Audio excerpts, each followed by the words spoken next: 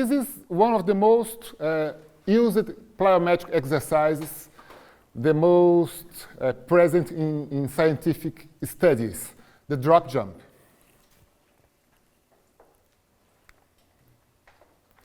One of the questions that we have when we are doing or we are prescribing drop jumps is from which height you should be doing the drop. From 40 centimeters, from 1.5 meters, from which height? So you do a very simple test to determine the optimal eccentric load or the optimal height for doing the drops. Very simple. So drop jumps from 20, 40, 60, 80 centimeters, and you try to identify the height of the drop that allows the highest rebound. So I have the drop and a rebound. So if my rebound is highest with 60 centimeters, that's the height that I'm going to use preferentially during the training. Okay? This is very simple. There is another way that takes into account the time of contact. So we have the reactive strength index. That's the time of the flight during the rebound by the time of contact. So we have this index. The comma here is wrong. It's not, for example, 0.38. It's 3.8. You should forget the zero here and put the point after the first number.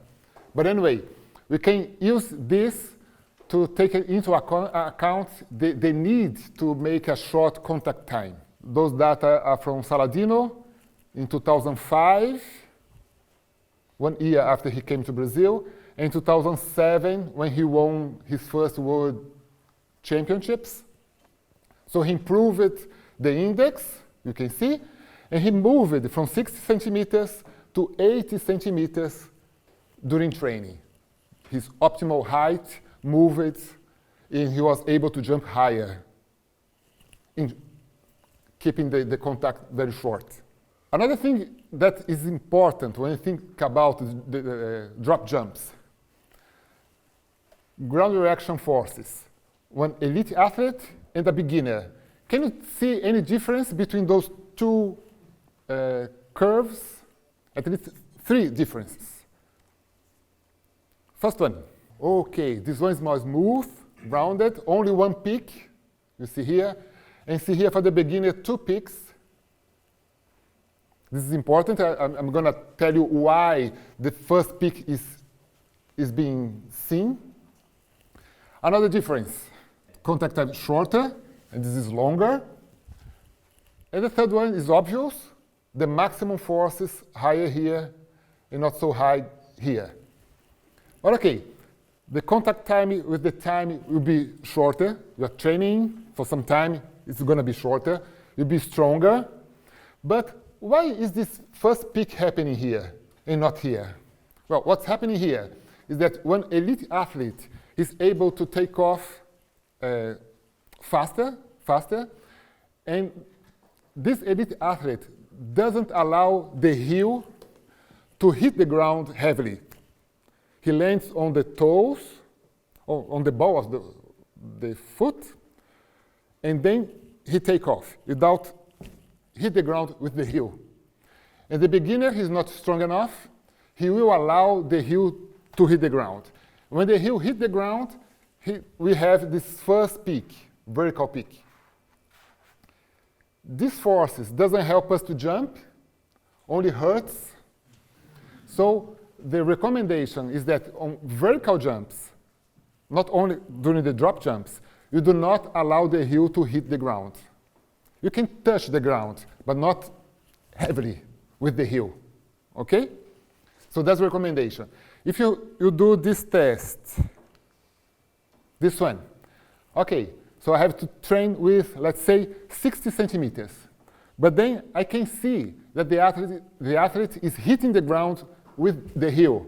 So I decrease a little bit the height of the drop so I can jump without that first peak. When you see the heel hitting hardly on the ground, there is the first peak. You don't want the first peak, okay? So ball at the foot and try, of course, there is a counter movement here, an eccentric action, but then immediately upwards. This is one exercise that I use with the kids, with the more advanced athletes. Of course, we modulate the height of the drop. This is only eccentric. It's like introduction to drop jumps. We are not doing the rebound.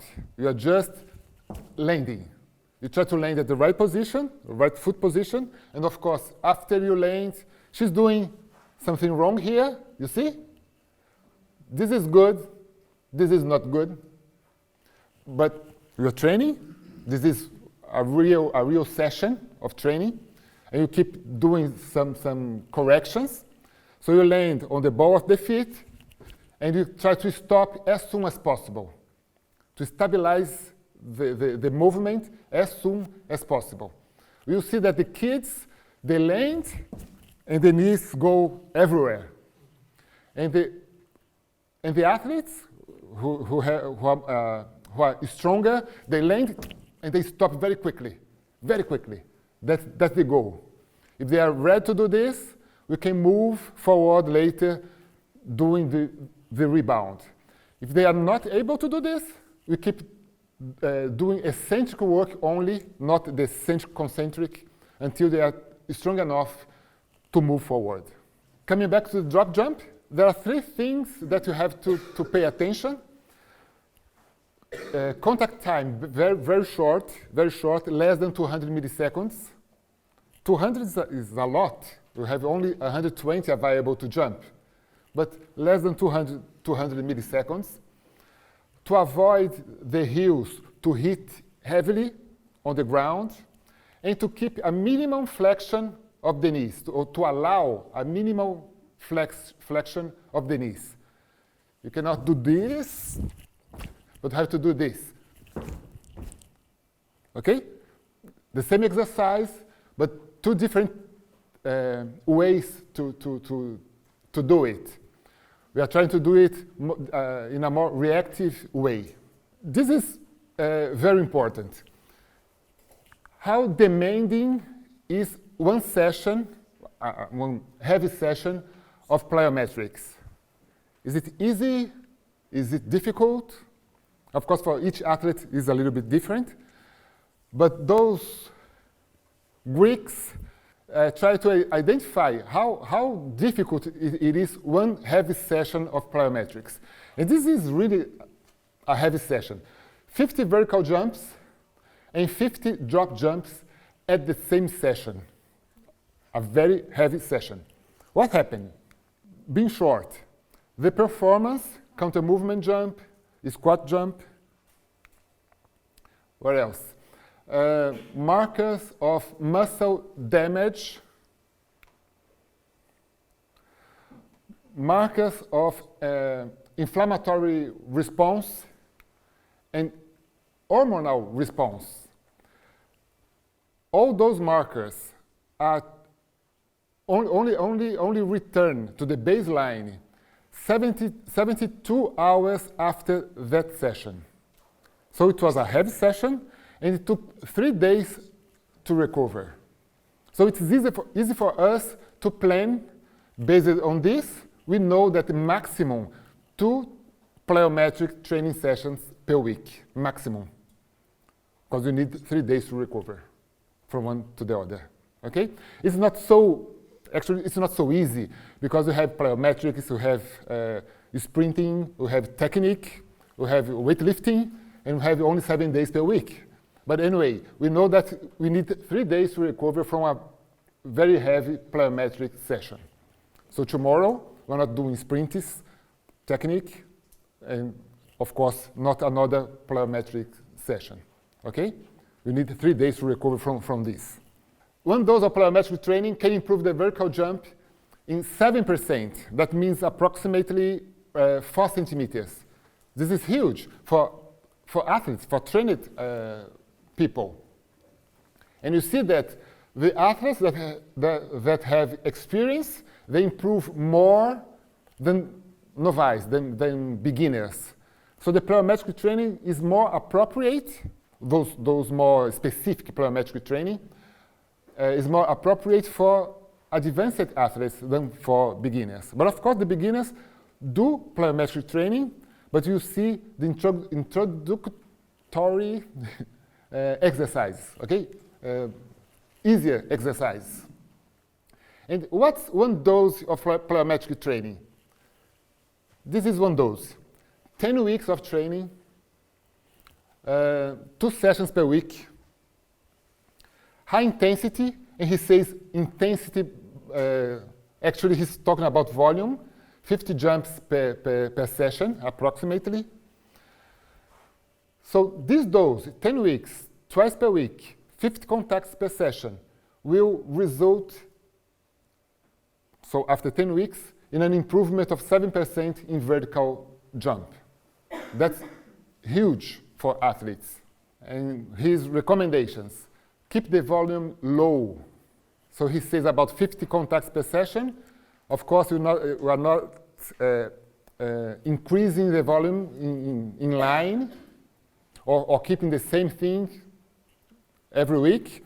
We need waves, right?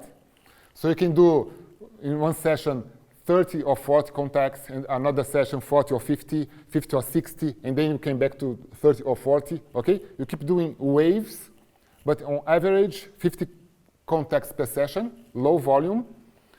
To use different plyometric exercise in each session, not only the drop jumps, not only, I don't know, the 5 bounds. You keep doing different exercise, but keeping the volume low.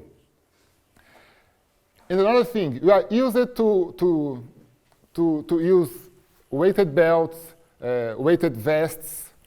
It's okay, but it seems there is no extra benefit of adding weights to plyometric training. You improve the same, jumping with or without weights.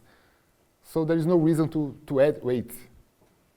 The best thing is to keep the low volume, no weights, different plyometric exercise, and you improve in 10 weeks 4 centimeters in the vertical jump.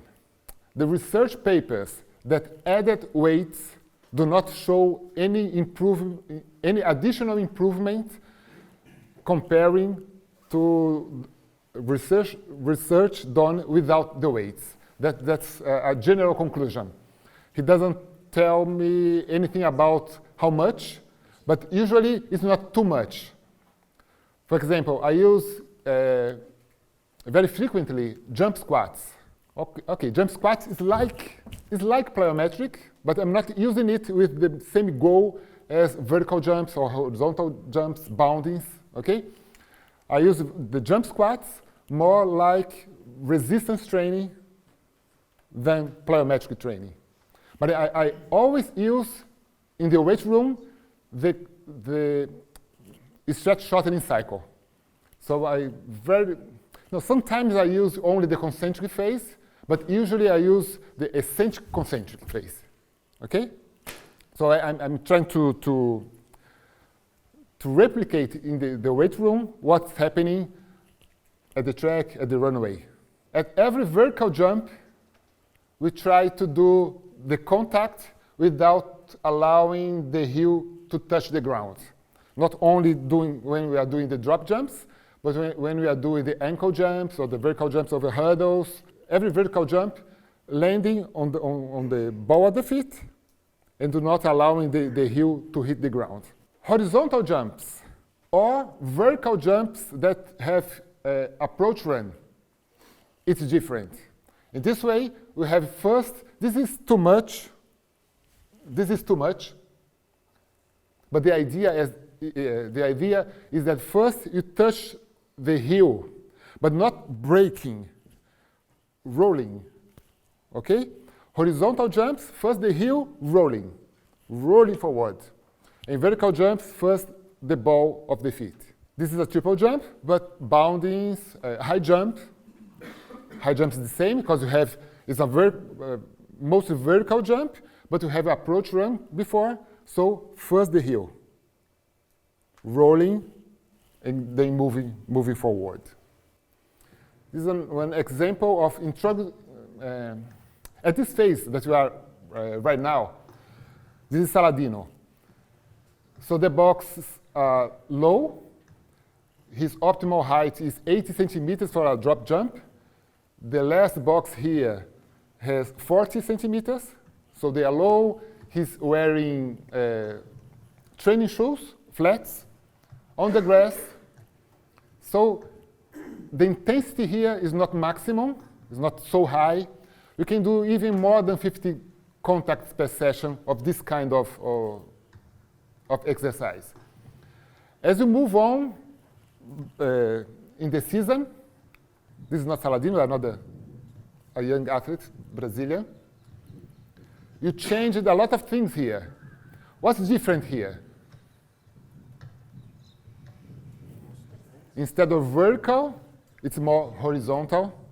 If it's more horizontal, you have more speed, so do not need boxes so high. The boxes are lower. If it is horizontal, we have more speed. You see, the foot on the grass is different. It's not on the toes or on the ball of the feet. It's more a rolling action. And of course, you can keep moving the boxes, increasing the distance between the boxes. After this, you can move to the track. You can put spikes. So it's getting more specific and more demanding. So at the end of the special preparation, at the beginning of the competition block, you can do things like this. At the track, or at the runway, with the spikes, and doing a movement that's so similar to the triple jump. It's actually a triple jump. Only the first takeoff from the box. So with a short approach run, we are trying to reproduce at the landing of the hop phase something similar with what's occurring during the actual triple jump with a full approach. This is Gisele Oliveira. Her PB was 14:28. She's 160. She's not tall at all, but she was very reactive. You can do the same with the long jump. The platform could be longer than this one. And this one is not the best example because she's doing the takeoff a little bit on the toes. It should be more rolling. But anyway, just to show you that you can try to do the same thing with the long jump. To increase the eccentric demand. You know, we are running on the runway higher, and then you have it's like a plyometric action. You are going down. You have to be strong here at the eccentric phase, and then take off. So with less speed, with a shorter approach run, you have it's similar to what is happening with a full approach jump on the board.